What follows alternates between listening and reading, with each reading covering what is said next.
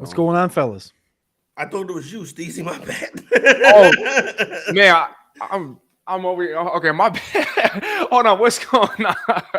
Let's run that back. What's going on, everybody? Man, welcome to another edition of NFL's Fantasy Fire and Ice. Joining me today, Mr. Corey Parson at the Fantasy Exec and Cody at Carpentier NFL. Man, how we doing, y'all? What's going on? I think this is the way it's supposed to be. Like, I'm not normally used to having a day off, but you know what I'm saying? Steezy, I appreciate you stepping in, you know what I'm saying, and letting the kid put his feet up and enjoy the analyst role. And I'm looking forward to it, too, because I think this is a real interesting slate we're getting ready to embark into for week number 2. So I'm interested in talking about it, and hopefully we can get this money. Man, yeah, no, for sure. So let's just hop right into it. Thursday night football, Eagles, Vikings. Man, if you had TJ Hawkinson, Justin Jefferson, Kirk Cousins, hey, DeAndre Swift, Devontae Smith. I mean, a lot of players went off. I don't even know where to start. Cody, I'm gonna hand this over to you, bro. Did you have any of those players? I mean, we're talking season long here, but I'm just curious. Yeah, season long. I got enough Cousins and I got enough Jefferson to suffice. My biggest thing from last night is that like this score finished up 34-28. And like, of course, they got that backdoor cover. I think the number was 6.5 or it was closed at 7, somewhere around there. And of course, they cover it right there with the minute and 10 seconds left with that touchdown. But I just thought it was funny watching this game because it wasn't as close as the score portrays. Obviously, it was 27-7 in the middle of the third quarter. And I think we can all agree the big turn point of this game felt like it was that Justin Jefferson touchback through the back of the end zone. That's kind of when the momentum all left the building.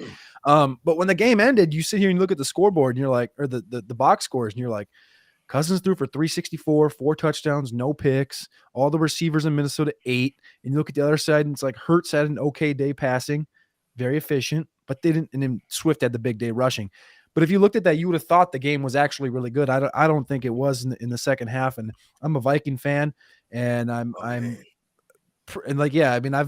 been for my whole life. Yeah, so you gone to my fair share of games, and I'm familiar with this exact thing. So I'm sitting here watching, and I'm like, this is, and on the TV broadcast, it's they all they gotta do is score, and it's a 1-score game. And I'm like, dude, you know what? Just stop talking. We don't need to hear any of that stuff. Like this is Viking football. I'm not gonna that 33-0 thing last year was just a giant fluke. So they're gonna continue to talk about that. But yeah, this was I expected the 27-7 start from Philadelphia. That's what I expected in this game. I thought 31-13 was a fair expectation from the Eagles. And the Vikings, it was cool to see them fight and kind of hold on and continue to scratch and claw in the second half. But they got the talent to do that, so it wasn't shocking. So good game. I think the Eagles are still real. They're just trying to find their 2023 version of themselves. It's interesting that you mentioned the Eagles still being real, because I'm reading a thread right now on X, the app formerly known as Twitter, right?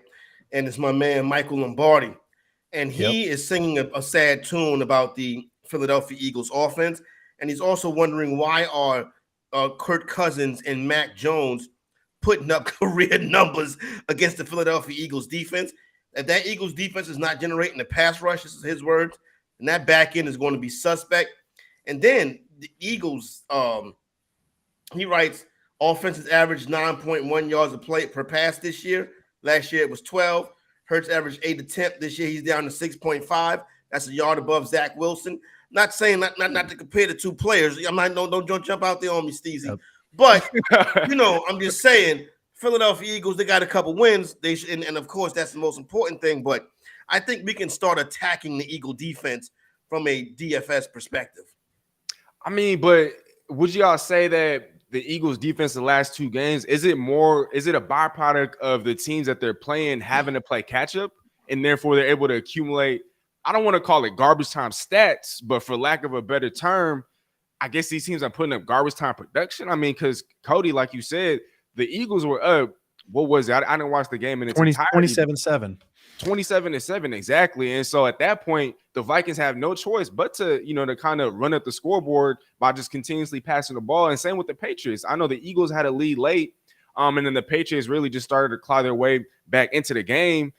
Or do you guys, you're not big believers in Eagles defense anymore? Is that what it is? Has Philadelphia looked dominant this year? No. No. Nah, definitely not anywhere near where they were last year. Last year in week 2, when they kicked Minnesota's ass, I was like, oh, the Eagles going to be a problem. You know what I'm saying? Yeah. This year, I'm like, But that was also like a year ago. I remember they had the struggles in the interior on the defensive line. Remember they went out and got Sue and Linval Joseph because they couldn't really stop the run on the inside. Whereas this year they are stopping the run and they're getting after the quarterback. I think now it's just the back end's what's hurting them, right? Bradbury didn't play yesterday, so Josh Joby from Alabama, the second-year guy, was out there getting opportunities, and you saw him get beat twice on plays that ended up being touchdowns.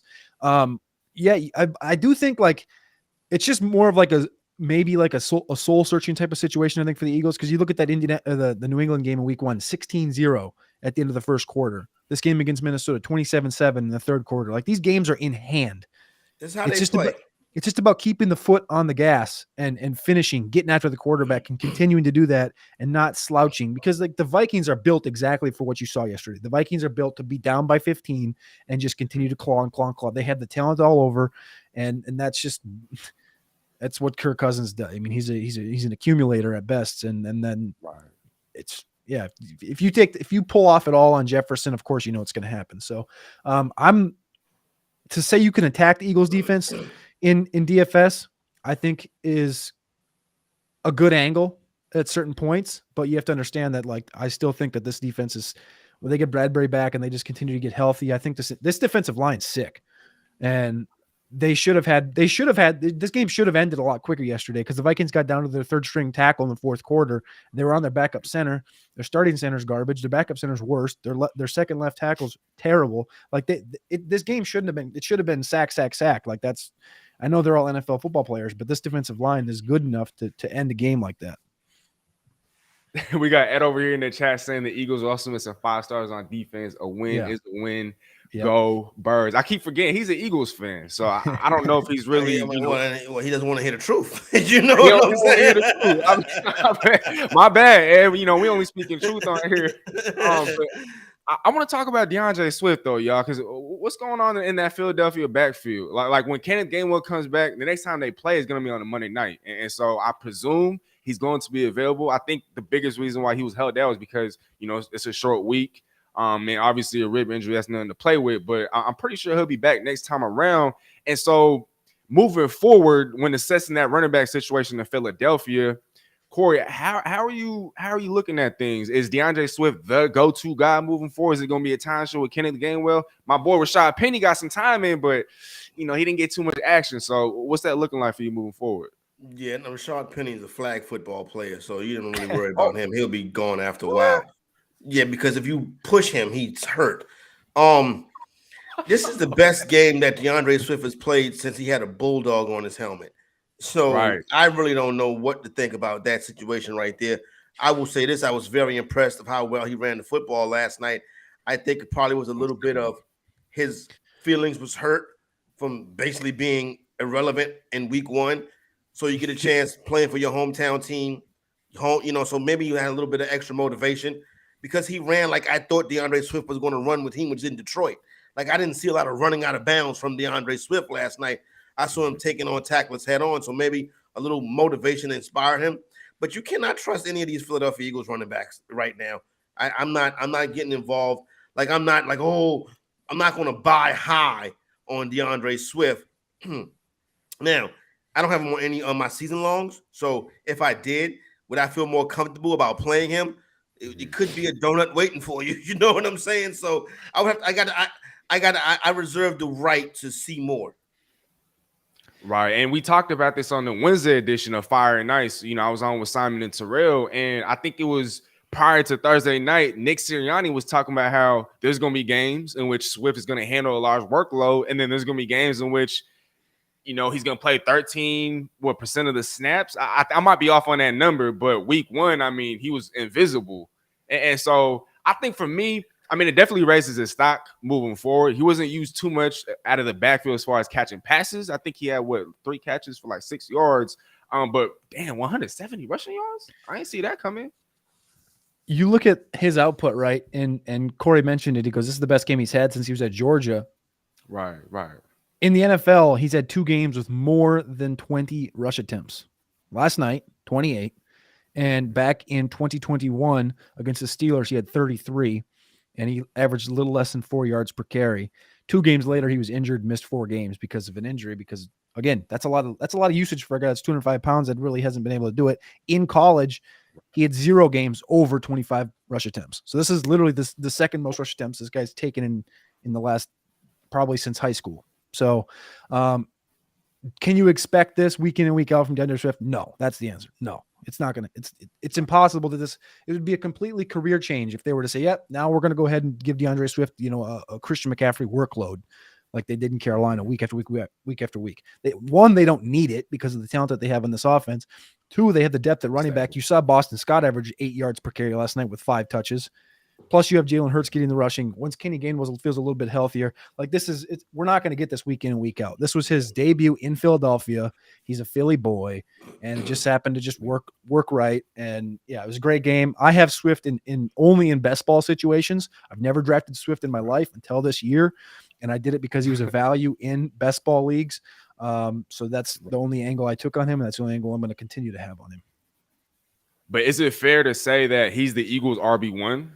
I mean, as far as talent goes, I would say so, but I don't think they have a true number one. It's just like in Carolina, they don't have a true number one wide receiver. Philadelphia doesn't have a true number one running back because they literally, like I said, Boston Scott averaged 8 yards per carry last night with 5 touches. Penny could probably do the same thing in a one-off game. Gainwell, we know they want to feature him. Gainwell is probably if you gun your head, who's the running back one? It's Gainwell. That's who went out there week 1, so right? Gainwell. But I don't think they really have a real number one. Okay, no doubt. Well, real quick though, before we move on, shout out Brooklyn Hazel, in the chat. Hey, how are you? I'm feeling great, feeling blessed. I think Corey and Cody, y'all feeling the same way? I would be careful with Brooklyn. She may have ulterior motives. That might be a bot. Hey, Hazel, if you're not a bot, ask us a fantasy question. I'm not. Hey, Hazel, I'm not signing up to your OnlyFans. I was gonna say the same thing. She's coming from Twitch too. I got a little question there.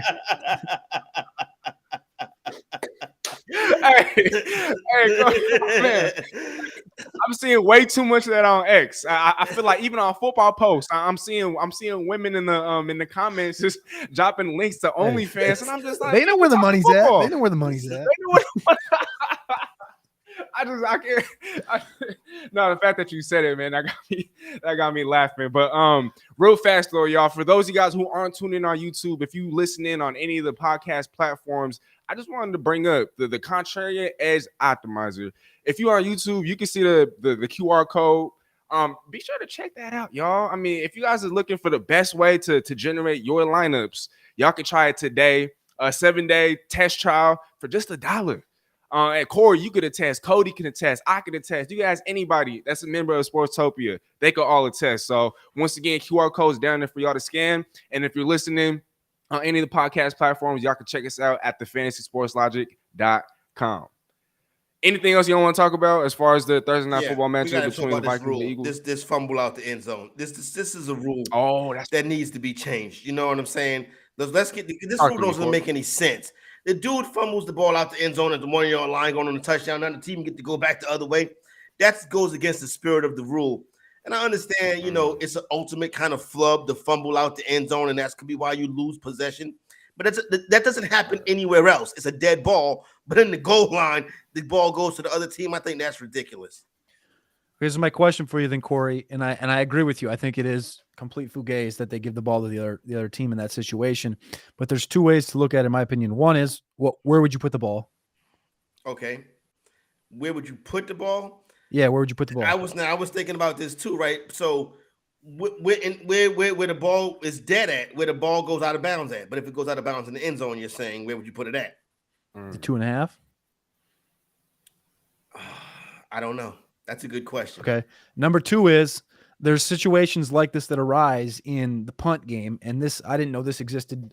I've seen it, I think maybe once or twice in college in the pros, but my uncle brought this one up to me because he did this in high school. Was they were punting from maybe like the 12 or 13 yard line. The ball goes over his head and he has to go get it. Instead of picking it up, turn around punting, you can just kick it through the back of the end zone and it's a touchback. And that saves you. Otherwise, if you kick it through the back of the end zone, say the rule is, you put the ball to 2.5, then the other team, or you get the ball to 2.5. But if it's 4th down, then does the other team get the ball to 2.5? Like, I just think there's a lot of that makes sense. You know what I'm saying? A lot of different thoughts. If it goes out the back of the end zone, it is a touchdown, a touchback. It's interesting, but you hate to see, you hate to see that, it's +6. You know what I'm saying? Like that affects the point spread, that affects the total and stuff like that. It was a 10-point swing in that game last night. Yeah, quite literally. So, man, it's a tough one. I agree with you though. I seen somebody that had a parlay. I think it was anytime touchdown for Devontae Smith, anytime touchdown for Jalen Hurts, anytime touchdown for Justin Jefferson, and then an anytime touchdown for was it Swift? And so they just barely missed out on Jay Jettas. I think they had put a couple $100 down. They had an opportunity to win. I think it was 14,000. And so I know they sick to their stomach. But yeah, it's really a game of inches. I mean, I'm not gonna lie. When I seen it, I damn near thought it was a touchdown because I thought that when he had extended the ball before he had fumbled, that it had touched the pylon, or at least it had crossed the pylon by just inches. And so to see it kind of turn out the way that it did, I mean, damn. Shoot. Anything else y'all want to talk about though as far as the Thursday night matchup? Let's go to this weekend slate. All right. Any games y'all want to highlight? Should we just run through? Well, Steezy, you host the show, Steezy. Host the show, Steezy. Come on. All right, man. Well, right now I'm looking at I think this one's a real interesting one because I know a lot of people are kind of high on Green Bay right now. I'm looking at the spread. It's almost essentially a pick 'em. It's 1.5 in favor of the Green Bay Packers. To me, I'm not as high on the Packers. Aaron Jones, I don't know if he's going to play. Christian Watson has yet to practice all week. I think with Atlanta, if they're going to look to run the football, they can run it down the throats of the Green Bay Packers. And so, Corey, let's start with you, brother. Do you think that spread is fair? Do you think that this should be more of like a pick 'em? This number bounced around. This number opened up Atlanta -1.5, and then the public loves Jordan Love. And it got to Green Bay -1.5. And then late last night, it kind of bounced around a couple times and it settled right around kickoff last night with Atlanta being a 1.5 favorite. I would now. There's a couple interesting things about this game. I think this could be a pump fake situation. The total opened up at 44 and immediately dropped to 40. So I'm like, okay, I'm definitely betting over that because that was too steep of a drop right there to come out of nowhere as soon as the line opens up. So Syndicate could have hit that. And then just looking at the potential game script now, no Aaron Jones, possibly no Christian Watson. A.J. Dillon can carry the football. He can tote the rock. So I think you fire everybody except, Kyle Pitts and all of them cats. I try to stay away from the Kyle Pitts thing. But I think the Bijan, the running backs are all critical. I see the Falcons winning the game 23-20 in overtime. I think it's an overtime game. Most shops, you wager pregame. If the game will go to overtime, get you about +950. Hit it with the Jets in Buffalo. On Monday night. So feel good about that. Let's do it again. Let's run that one back. But yeah, I think it's a close game, a pick 'em game. Spread bouncing back and forth. If I was wagering, I would take the side of Atlanta, even though Atlanta has not been great at home. But I think this is a spot where the public is really too heavy on Jordan Love and what they saw last week. Yeah, I kind of. What's My up? bad, Cody. Go ahead, bro. Go ahead. Good. No, you can. No, you can go. What was you going to ask? No, I was just gonna say I'm tripping because I think I said that the Packers were favored, but the line has since shifted -1.5, and I think they too are seeing the potential impact of not having Aaron Jones, not having a Christian Watson. Because I think that dramatically shifts things. I mean, we saw the game that Aaron Jones had in Week 1. I mean, my gosh, he went off, but them hamstring injuries is tricky. Talk to me though, Cody. I think it's the Packers. I think that neither of these teams are really that great. I think they're both middling teams. I think what the Green Bay did last week against Chicago was just good enough. I don't think that Jordan Love, what we saw last week, was what we wanted to see. I was most impressed in this game from Lucas Van Esto, the edge rusher, the rookie edge rusher from Iowa. I thought he played a great game and he kind of showed what he could be. And I think really what the strength of this team is that offensive line. When Bakhtiari's healthy, the entire offensive line just looks different. They missed opportunities downfield to Jaden Reed. Another guy I think I'm going to attack this week in DFS is Jaden Reed because the big play didn't happen, right? He got hurt on a 35-yarder, I think downfield it was. And I think that there's more opportunities for him to do that against Atlanta in this game. Atlanta got the win against Carolina. Don't think they should have, but Carolina also has their own issues to deal with. In reality, they really just got to slow down this rushing game because that's exactly what Atlanta wants to do. Like play after play after play. That's how they're going to attack this entire season.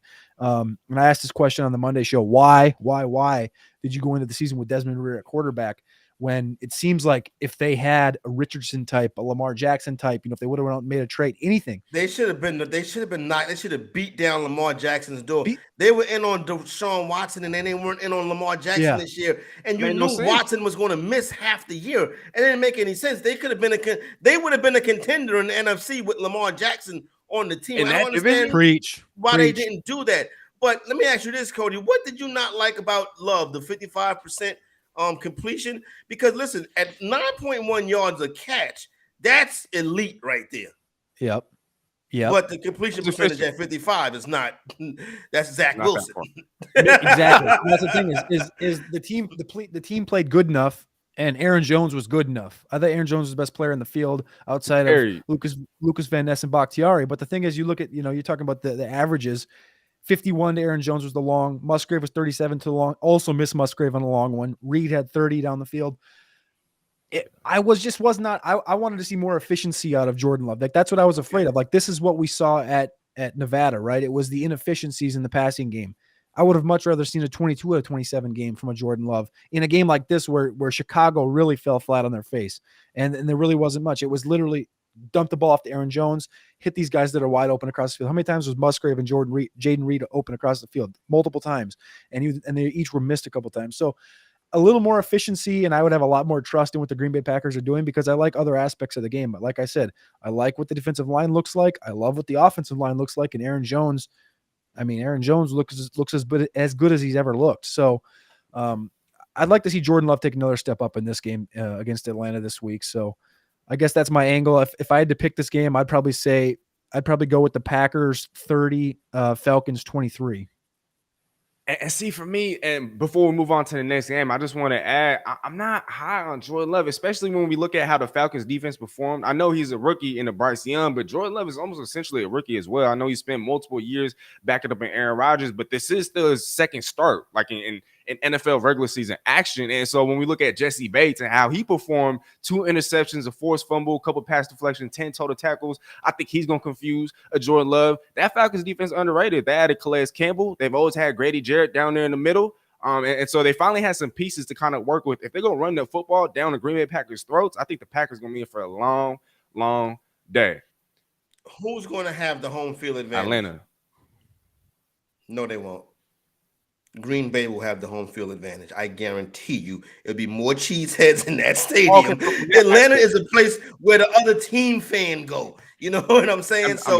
I don't think there's no home field advantage per se. I think you're going to get a pro Packer crowd in that joint. I think it's back and forth. I think it's going to be one of the fun games in the 1 o'clock window. Okay, for sure. We'll leave it at that then. Another game that I want to talk about. Let's talk about this team right here. Let's talk about my team, the Seattle Seahawks. The line has shifted, throughout the week. I think initially it was at around 6.5, but right now the Seahawks underdogs, 4.5 points. Corey, my man, talk to me. Is Seattle's at? That's the Royal Mint. That's the Royal Mint. That's the road 5.5. That's the Royal Mint. Last week you had 2 road 5.5s. Yeah. The Rams and the Buccaneers. They both won the game. Your Seahawks are going to win the game versus the Detroit Lions this week. And I think it's going to be some fantasy fireworks in this one. Fire them up. Lockett, Metcalf, the running backs. Everybody gets to go. This is going to be back and forth, up and down. Geno Smith, get him involved this weekend. I think this is going to be one of the fun games. I think it's going to be a lot of points. I think Seattle wins a close, hotly contested game. So are you going with the over? Yeah, you go. My bad. Are you going with the over? It's 47.5 right now, Corey.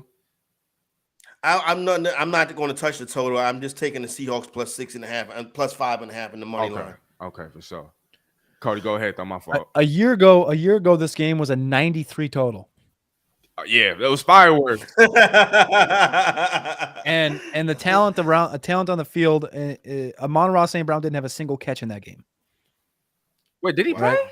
Hawkinson had 8 for 179 and 2 touchdowns in that game.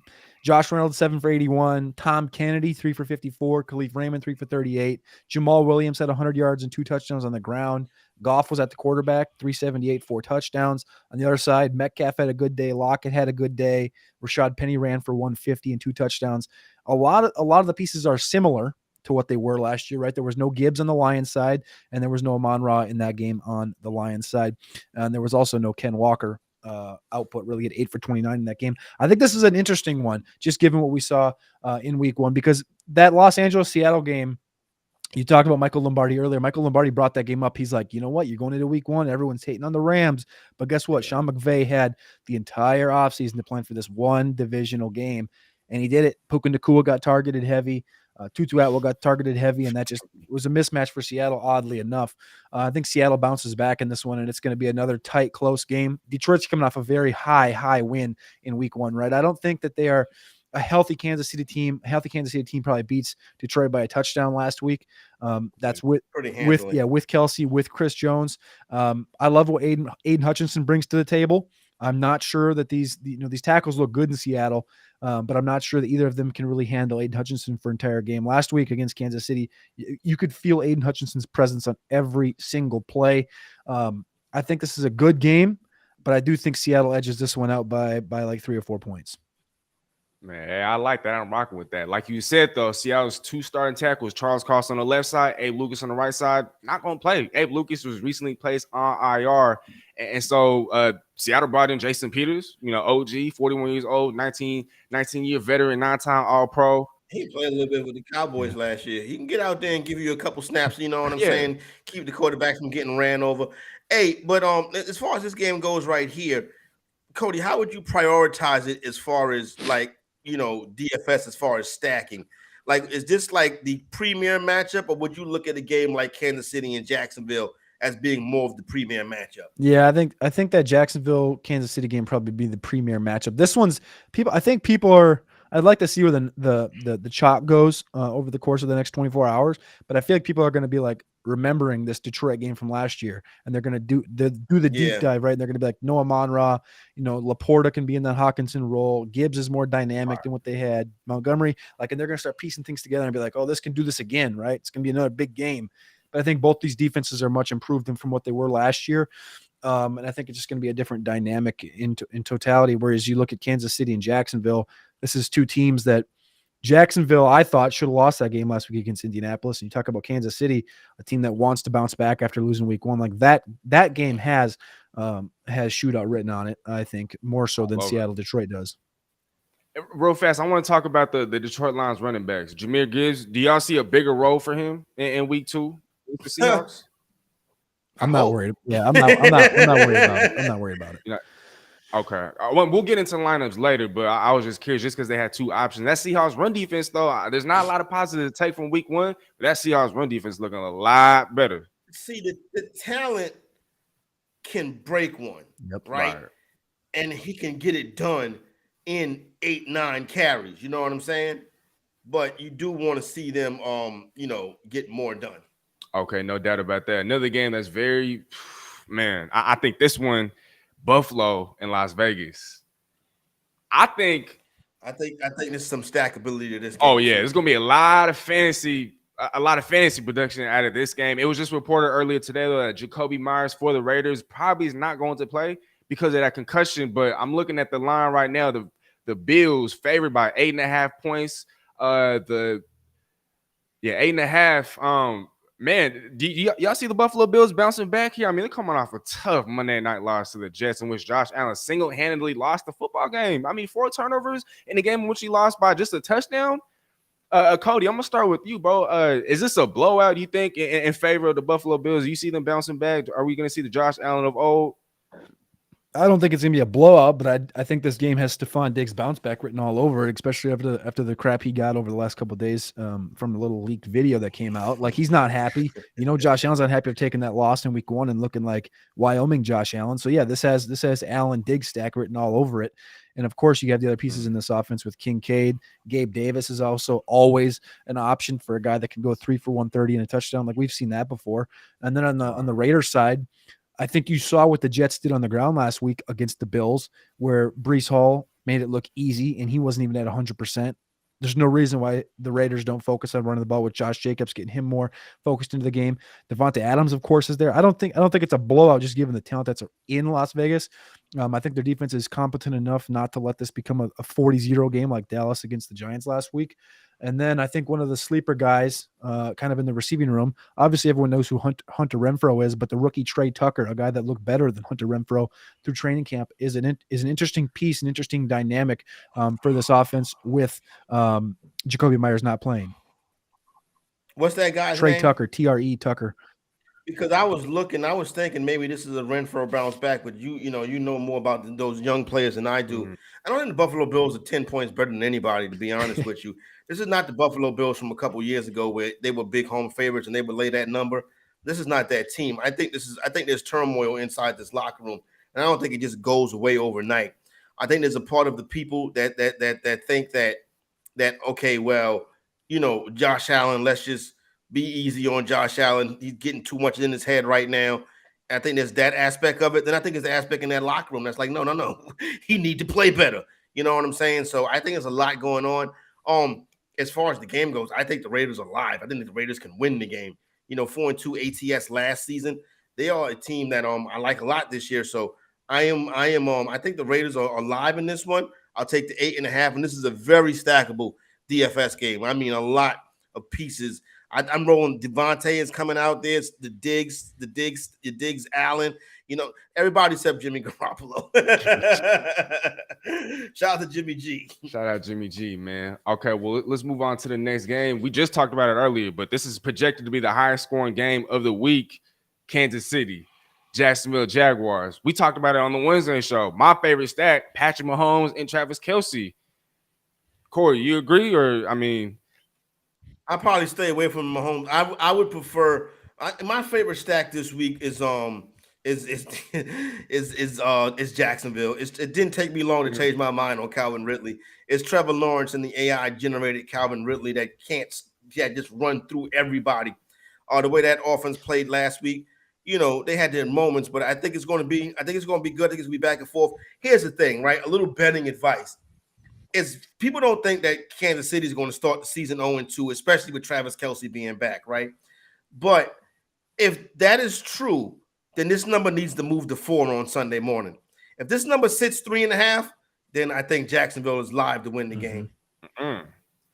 Cody, real quick before you go, do y'all see Christian Kirk bouncing back? Because, I mean, after playing just barely over 60% of the snaps, I mean, he had one catch for 13 yards. I'm starting him in a couple of my season-long leagues, hoping that he bounces back. I know he has that chemistry with the Trevor Lawrence and what's expected to be a shootout. Cody, you see him getting involved, or are you staying away from Christian Kirk?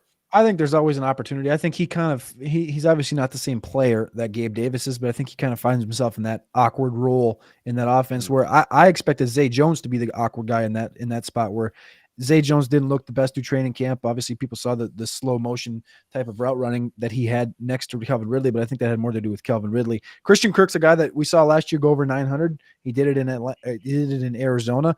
I think he's good. It's just who in this offense takes the hit any given week. That's the problem, right? 5 receptions for Etienne, 5 for Ingram, 5 for Zay, 8 for Ridley. That's the focal point. And then you talk about Ridley. You brought him up a second ago, and kind of to veer into that is Calvin Ridley in the first half, like last week, had 7 receptions. The Jags were up 14-7. He had 1 reception in the second half. Like, I got him this week as a top 5 play at wide receiver, number 5 overall. I don't see how. If they need him. They need him in this game, point blank. They're going to need Calvin Ridley to have north of 11 targets in this game. I don't see how he doesn't have one of the best games he's had in his career. That should be the focal point of this one. The way he's playing right now, no one's going to be able to stop him. No one can really slow him down. And I think Calvin Ridley's a big play in this game. So we got Better Boss here in the chat. I think he might be on to something. He said Lawrence Kirk stack is nice. So it's just like it's nice. Like if I'm one of the people that be reading the utilization. Everybody got all these fancy charts. Right. You know what I'm saying? When they was talking about how Kirk wasn't like really on the field, or he was like, when they was like he was more in 3 wide receiver sets. So that's what they were saying about Kirk last week. That might be tough right there. I'm gonna stick with Calvin Ridley. You know what I'm saying? Because my eyes are not deceiving me with Calvin Ridley. Okay, before we move on to the next game, I just got to ask, the over-under right now is set at 51.5. I'm going over. What y'all think about that? And that 51 is a lot. This is probably I would say if I cap a score, neither team gets to 30. You don't think so? But I don't think neither team gets to 30. I think this is a 27, 28, 24, 27, 23, something like that. Yep. You know what I mean? Because I'm still I don't think Kansas City's going to push, but are they ready to really open it up yet with Travis Kelce coming off this bone bruise at 34 years old? That and these defenses are competent enough. In Florida Heat, and in Florida Heat. That's too. right. This isn't September in Florida. This is in Jacksonville. Oh, shoot. Okay. Well, Corey, I mean, you talked earlier, real fast before we move on to the next game. You talked earlier about how some people, they're not able to see, Kansas City starting the season off 0-2. You didn't give me a winner. Do you see the Kansas City Chiefs starting the season off 0-2? Yeah, Kansas City starts season 0-2. Wow. I think Jacksonville. Wow. I think Jacksonville wins the game. It's gonna be crazy in Duval. Wow, Cody, do you agree? I want to know what this weather is going to be in Jacksonville. I'm looking it up right now. If it's going to be north of 90, I'm going to go with. It's going to be rainy, a little precipitation, 42% of rain, 88 degrees in Duval. I'm kind of in line with Corey here, but I just still got that Patrick Mahomes factor, and I wasn't thoroughly impressed with Jacksonville last week. I think that if you guys remember the punt return in the fourth quarter from Jamal Agnew, the Colts were up 21-17 this game, and the Colts could have locked this one down. Those are division rivals, though. Yes, you know what I'm saying? Those are division rivals. They normally do play tough games every single time. But I feel what you're saying. Like, you want to see Jacksonville be dominant. I wanted to see them actually beat Indianapolis by 10, 15, 20 points. I didn't want to see them, beat down 21-17 the fourth quarter. And in watching the game back, you see, damn, if they really if Indianapolis would have played sound special teams, this game wouldn't have unfolded the way it did. And that's what scares me in the back of my head about Jacksonville. I like Jacksonville. I love the talent. I like how they're looking, but I just don't love how they finished that game. I'm gonna go with Kansas City by 3. Yeah, man, this was tough. I'm rocking with Kansas City too. Jacksonville covers the spread. But grab that hook with Jacksonville. Hey, what Corey said. Because I think it goes away Sunday morning, to be honest with you. Hey, I guess we'll find out. Before we move on to the next game, we got 32-bit in the chat. Shout out 32, man. I do a lot of work for them as well. They got a question though. Pick 2 to flex. Michael Thomas, Marquise Brown, Puka, I'm assuming Jahan Dotson, Rachaad White, Hurst, Elijah Moore, and Roschon in the PPR league. Cody, give me 2. You got to pick 2. I thought you were picking 1. What does it say? I'm going to go Michael Thomas for 1, and I think I have. Well, I don't think Puka's going to play. If Puka plays, you got to play Puka and Michael Thomas. But if Puka doesn't play, I think you got to go Michael Thomas, and I think I have Elijah Moore. No, Rashad. Wait a minute. Hold on. The people spent all that money on Puka and Fab this week, and he's injured. He missed Thursday's practice. Yeah, I know. I'm just looking at my rankings right now. I got Rashad and Michael Thomas. That's what it is. Yeah, Rashad. Oh, okay. So you see Rachaad White bouncing back. Yeah. Corey, you agree? You got Michael Thomas and Rachaad White, or you got a different 2? Yeah. Michael Thomas, and I'm looking at I would go Michael Thomas, Hayden Hurst. Hayden Hurst. Is he the number 1 target over there in Carolina? 1,000%, not even a question. Okay. Yes, that's me and Cody's boy. I like Hayden Hurst too. I'm almost fully exposed to Hayden Hurst. Hey, you know what? As an end game pick. Yeah, I know, right? All right, we're gonna talk about one more game, and then we'll get into lineups and whatnot. I want to talk about that Sunday night matchup between Miami, New England. I mean, Miami's offense looking like it could be the top offense in football. New England's defense looking like it could be a top 3, top 5 unit in football. What's gonna give? Cody, Corey, I'm gonna start with you. Talk to me. Who do you got winning this game? What do you like? Do you like the Tua and the Tyreek stack? Do you like Jalen Waddle to bounce back? Independent game, so I don't have to worry about that stack, thank God, because I think you always have to be exposed to Tyreek Hill. You know what I'm saying? But here's the deal, right? Mac, what Mac Jones last week was throwing the football all over the place. And I think they're going to have to do that again this week. But here's the deal. I'm looking at the sideline, and I'm looking at Bill Belichick, and I'm like, Bill Belichick's not going to let that happen to him. That's not going to happen with that Mac Jones and, that Tyreek Hill and Tua thing. I think he's going to get into his face. It's going to be pressure. I think that number has already come off 3 despite heavy betting on the Dolphins. I'm going with the Patriots for the upset. And that's crazy because I don't want to take away too much of the spotlight, but I got New England coming out on top too. I just feel like I know that Miami, they have a history of kind of getting under Bill Belichick and the Patriots' nerves. I've seen a lot of Miami wins in years past. They do. They have it. Most of them in Florida. A lot of them in Florida, that's right. But this is going to be in Foxborough. It's going to be cold. And that secondary is looking real nice. Christian Gonzalez was a problem in week 1. I'm not sitting here and saying that they're going to shut down Tyreek Hill and Jalen Waddle, but I wouldn't expect, a 200-yard output from a Tyreek Hill or a Jalen Waddle. Cody, talk to me. Are you feeling differently? Are you feeling some type of way about these guys? I think they slow Tyreek Hill down. I don't think that Bill, what's the number one thing we know about Bill is he's going to try and take away your number one thing. And the number one thing clearly in this offense is Tyreek Hill. Now, that could mean Waddle has a good game. Of course, Waddle's a great wide receiver, but Tyreek Hill is going to be the number one key. And last year he had a game where it was 8 for 94, and I think he had 55 yards in the other game against New England. They're going to try and slow him down. That's going to be the big focal point. Christian Gonzalez has the speed to stay on track with Tyreek. Does he have the bend in the routes? Does he have the rubber ligaments in the knees to stay with Tyreek Hill? I don't know, maybe. But what the focal point that I'm going to look at in this game against Miami is purely the New England rushing attack, right? Last week for New England, we saw Zeke have 7 carries, average 4 per carry. Ramondre have 12, average 2. There really wasn't much of a rushing game. But again, that was against Philadelphia. Now you look on the opposite side, what the Chargers did to Miami in this one. Eckler, 16 for 117. Josh Kelly, 16 for 91. Zeke looks good. Zeke's about 10, 15 pounds down. That was reported, and I watched it back, and I was like, this Zeke, again, he's not 5 years ago Zeke, but he's also not last year Zeke. He looks good. He looks like he's got some burst. This is week 2. This isn't week 8. Could be a different Zeke in 8 weeks. But I think Zeke in week 2 is interesting. I think Stevenson's just pure output in this offense.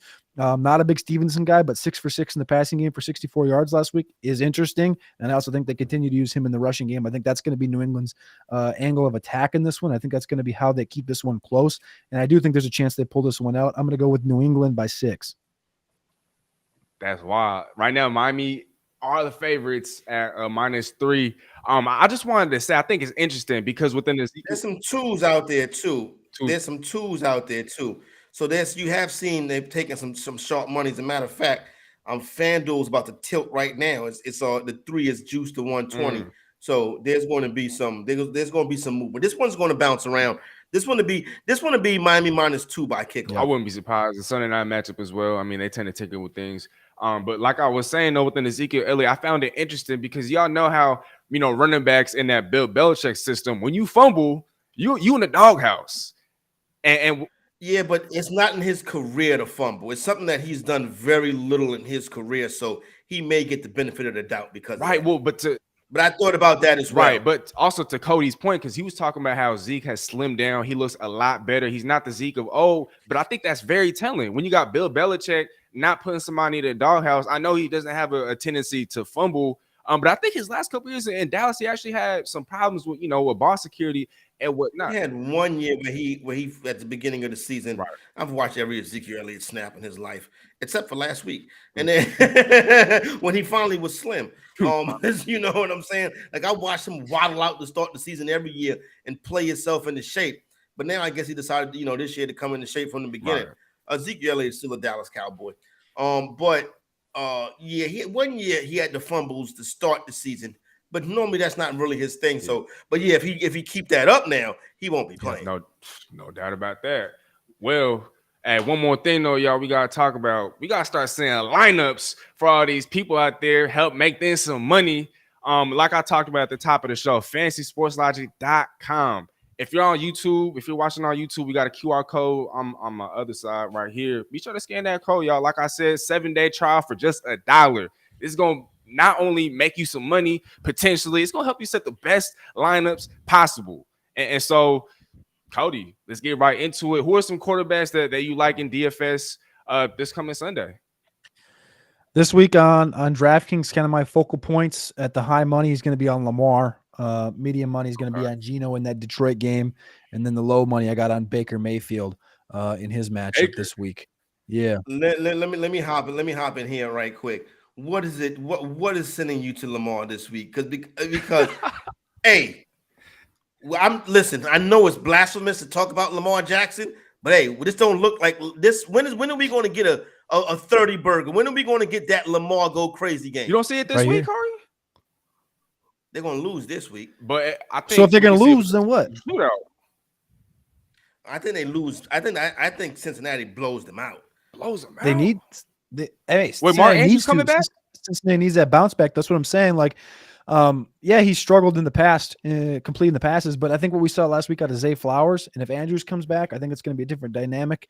I think Lamar's going to, especially if Cincinnati gets out ahead, Lamar's going to want to play a little bit of hero ball in the rushing game. So no J.K. Dobbins, like, I don't know. It just feels like a good game for Lamar this week against a divisional foe who's coming off of a big loss against the Browns. Like you said, I do agree with you, and we'll talk about other guys down the line here in this game. I also like Jamar Chase in this one, so I think we're in Chase. I think it's number one play. I think Chase is the number one. I think that's where you start this week. Is Chase? So he's in number one play, Corey. Yeah. Okay, I like it. I'm in line there at wide receiver too. Yeah. Okay, well, for sure. Corey, who are some quarterbacks that you like? Are you in agreement with Cody? You got other quarterbacks in mind? Clearly, you're not the biggest fan of Lamar this week. No, I'm not the biggest fan of Lamar this week. I think it's a Joe Burrow week. I think it's a Trevor Lawrence week. That's kind of probably where I would start. I like Geno as well. I like Geno and Jared Goff as well. And the stink on Josh Allen is so bad that, you know what I'm saying, I may be like, all right, let me do this one time, Josh, but don't mess this money up. Get that Allen to Diggs stack. I like that one a little bit. Yeah, definitely one of my favorites. Definitely a top 3 stack for the week. I mean, and with that Raiders defense, it's not elite. I don't think it's that much above league average, especially after what we saw last year. They didn't make too much, as far as signings or any improvement on that side of the ball. I see a huge game for Josh Allen, but I definitely like all those. Let me ask you this, Cody. What about Daniel Jones? Daniel Jones. That thing's always been a hard sell. That thing's always been a hard sell for me. I know he's got a good matchup with Arizona, but that's just. I don't think they're. I tell you what. I don't think they're 40 points worse than Dallas. We'll just put it that way. But. Hey, but I will say that Cardinals defense looked a lot better. It might be than people gave credit for. They might be right. They had 6 sacks in week 1, so I don't know if against the Commanders, the right side of that the right side of that Giants defense, the right side of the Giants offensive line, Glowinski and Neal. Out of all, I watched every game last week. That was the worst duo on any offensive line I watched all week. Was Evan Neal, which is completely depressing to watch because Evan Neal was a complete stud. Top 10 pick. Top 5 pick out of Bama, and then playing next to Mark Glowinski, a seasoned vet, and they just got, wrung like a wet towel. It wasn't even, So that's one thing that's definitely down on the Giants. Real fast, did y'all see that? The Cowboys defense, they were mic'd up, and they was talking mad trash. I would be too. I think, right, but I just they getting ready. Hey, Steezy, they getting ready to open up the season pitching back-to-back shutouts against the New York Jets. They gonna shut the Jets out this week too. Look, I know this isn't a part of the slate, but I just want to get y'all quick opinions real fast. Garrett Wilson, is he an obvious fade this week, or are you guys taking a wait and see approach? I took him in a lot of my season-long leagues. I took him 8th, 9th overall, so I'm a little worried, but I'm pretty sure there's a lot of people out there as well. You should be worried. You can't stay away. You can't. The thing is Garrett Wilson's the talent is still there, and the targets will still be there with Zach Wilson. Now again, he's going to be going against some Trayvon Diggs, some Stephon Gilmore. But what do you know about Diggs? Diggs is going to take chances, especially against Zach Wilson. He's going to be jumping some routes. That's a guarantee. You can write that down in pen. Every time. But Garrett Wilson's good enough a wide receiver. Like, he's going to get his opportunities. And all it takes for Garrett Wilson is one ball. And you know that. And you saw it even with Justin Jefferson last night. Now, I'm not comparing the two as far as the offenses go or the talents. But all it takes is them to be down by a certain amount, and they keep them in the game. And all of a sudden, you got one drive where he's targeted 5 times. You get 67 yards, and he's still a competent play. You can't fade talents like that. No doubt about that. At wide receiver, then I'm assuming you wouldn't put Garrett Wilson in your lineups, but who do you like? Give me, if I can, Give me an option that's outside of the top 20 that you think is a solid play at wide receiver. I know, obviously guys always want to go for, the top 15, top 20 plays, but is there somebody outside of the top 20, Cody, that you like at wide receiver that you're willing, that you put in your lineups? Some guys I'm going to take shots on. Obviously, the Houston duo, Noah Brown's going to be out this week. He's on IR. I like a little bit of Robert Woods just on the targets last week. He had 10. And then as far as like the cheap bottom end of the spectrum goes, Tank Dell, just seeing what he did through training camp, he can skate all over the field. And that was a guy that CJ Stroud vouched for throughout the entire process. So that's the guy I want on the team. And that's the guy that I want and was throwing targets through training camp. So I like both those guys. They're going to get a little bit of sprinkle for me. But honestly, I'm going to go back to the well with Jaden Reed. I think I want to see Jordan Love take an efficiency step forward. And I want to see him hit on one of these deep balls to Jaden Reed. And I want to see Jaden Reed have a good game. And then a really pukey one for you guys is DJ Moore. Hey, look, I talked about him in my bargain article the other day. I'm looking at FanDuel at cost, wide receiver. I think he's like wide receiver 42 or something like that. And in his history, because he has obviously history, going up against the Tampa Bay Buccaneers in 2 games last year, 186 yards, 2 touchdowns, 10 catches on 20 targets. And so he knows how to produce against the Tampa Bay Buccaneers. Corey, any receivers that you like outside of the top 20 as far as bargains at that position? Is JSN outside the top 20? Yeah, well outside the top 20. So I look at JSN. He's a guy outside the top 20 that I find interesting. I'm probably more looking at backs outside the top 20. I wanted somebody cheap from that Raider game, so I guess it's going to be this Trey Tucker, right? That's his name. And then because I was looking at Hunter Renfrow, but then I'm glad I don't have to play him because he's Hunter Renfrow. Quentin Johnson could get busy this week too. You know what I'm saying? What's the deal? Is Mike Williams practice or is he just gonna be? Or is he going to just? I don't even care, dude. Like he didn't look. He looked terrible. I haven't been the biggest Quentin Johnson fan, but dude, Mike Williams last week looked like what Zeke looked like a couple years ago. Like when it was just like. This dude's stuck. This dude's in mud. Like both his ankles are broken, his knees are both sprained. Like that's what he looks like running around out there. And it's sad because Mike's a super talent, but health has always been a big question. So I think if he's down, especially, you have to hammer Quentin Johnson. Even if he's up, I think I'm still dabbling some Quentin Johnson just for the upside. Interesting. He's from right up the road here, right across the road of the water in a little small town called Santee is where Mike Williams is. What state you in, Corey? South Carolina. They had a podcast. He was on Bussin' with the Boys. This is a short story, really quick. He was on the Bussin' with the Boys pod last week or 2 weeks ago, and he was mentioning how he went to Clemson because the night before he signed his recruitment letter, he was actually planning all along to go to South Carolina, but his head coach took him like an hour before, and he's like, "Yo, man, no quarterback, South Carolina. You got to go to Clemson. You have to go to Clemson." And that was it. That was a wrap. Yeah. And they changed it up. So the rest is history. Well, he got to be there with the good quarterbacks because the quarterback Clemson got now ain't no good. Hey, before we move on to tight ends, do y'all have any fades at the wide receiver position? Let's see here. I know we talked about Tyreek Hill earlier. Cody, you were talking about how he's not a guy you'd want in your lineups. Did I get that? What about Brandon Ayuk? Oh, you don't like Brandon Ayuk this week? I'm not saying I'm asking questions. I'm not, you know what I'm saying? I don't want to. I'm just asking questions. What do we think about Brandon? I'm not the biggest Brandon Ayuk guy, so I could see, a big spread, people going back to him this week because I don't. Debo is like, he's due. With McCaffrey there, Debo is different. Yeah, that's true. He is due. I got him in some season long, so I hope he's due. Cody, you got anybody you're fading this week? I would say for me, I'm probably still out on the Judy Hopkins area. I'm still out on Adams. I think it's a weird matchup with Buffalo. And then Garrett Wilson, you mentioned him before. He's at 7,500. Doesn't look like he's got any ownership right now. I have no problem playing Ridley, St. Brown, Chase, Diggs, all the top end guys I'm in on. Lamb against the Jets is an interesting one because he's up there in that. I was going to say Lamb. I was going to say Lamb. I may fade Lamb. Really? They don't need. I don't think. They don't need him. To give the ball to Tony Pollard. Give the ball to Tony Pollard. And you also got Jake Ferguson. And people forget Michael Gallup knows how to play football. And he's 18 months removed from a knee injury. So, I don't think you're not going to need CeeDee Lamb in this one. And he gets a lot of sauce, a lot of DJ Reed. Yeah. That'd probably be where I Before we go wrap top up the end show, flex. y'all.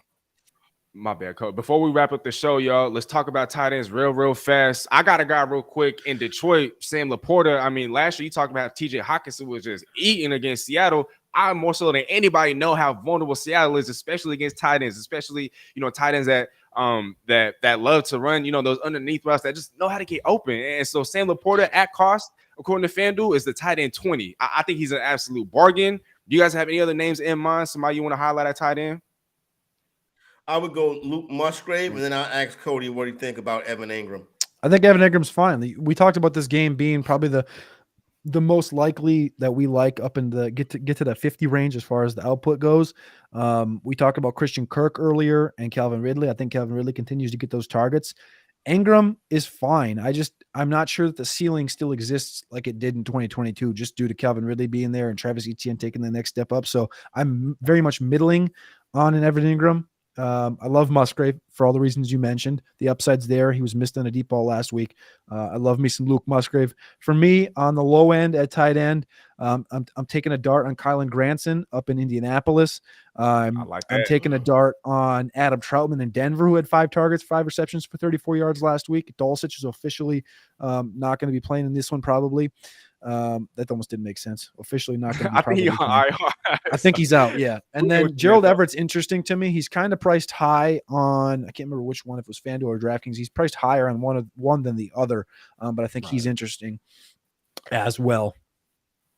Man, hey, well, that just about wraps up the show. Before we go, though, I do just want to say the website is now up. It's not sportstopia.com. It's going to be sportstopia.io. And so for everybody's articles, if you ever miss any videos, any of our shows, y'all can find them on sportstopia.io. And just one more time, fantasysportslogic.com. The code isn't currently up on the screen, but the code has been up there the whole time. So if y'all seen that, be sure to scan that. Like I said, there's a 7-day trial for just $1 to help you generate the best lineups that you could possibly set.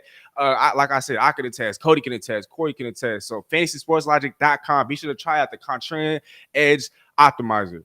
That's it for Cody, for Corey, your boy Steezy A. Smith on another edition of Fantasy Fire and Ice NFL Edition. Peace, y'all.